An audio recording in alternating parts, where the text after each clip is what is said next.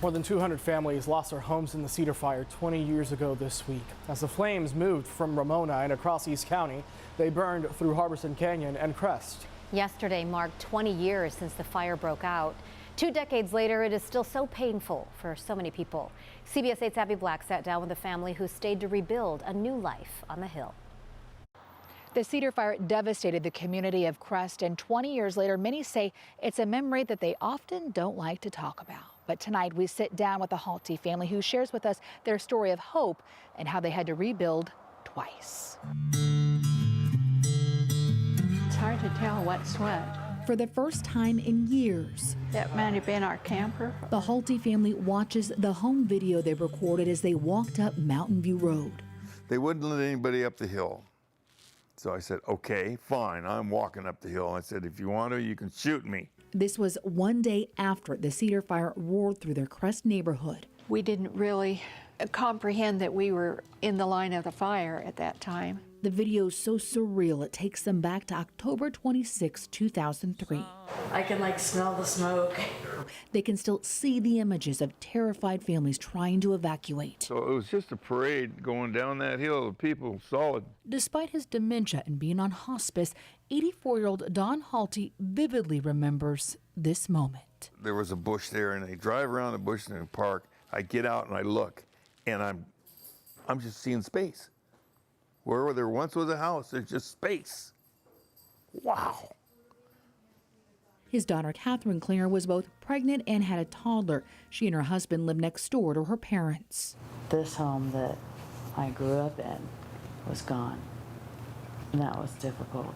Both of their homes were a pile of ash. No birds, no chirping, just silence. And no home. I'm watching the freeway. Everybody going somewhere with some place to go. You know, I'd have no place to go. And going to a store was painful. I used to have this. I used to have that. Don had gone through this before. So we have the ashes of 2 houses down in our property that are buried. 30 years prior, he and his wife Barbara lost their home in the 1970 Laguna fire that destroyed more than 300 homes. We didn't use the ladders to get down off the roof. We just jumped. But rebuilding after the Cedar Fire was a lot harder. What do you remember about the Cedar Fire? Insurance companies. Don spent a week in Sacramento lobbying against insurance companies so he and his neighbors could get more money to rebuild. We got to know a lot of the people on the hill that we didn't know before. It took both families almost 2 years to move into their new homes. We had a lot of support. The Cedar Fire remains one of the deadliest and most destructive fires in California history. Day by day, you move forward, one step at a time. Even after rebuilding, it took years to start healing. When the kids started school, I didn't keep things. It took me a while to convince myself to hold on to some of their stuff.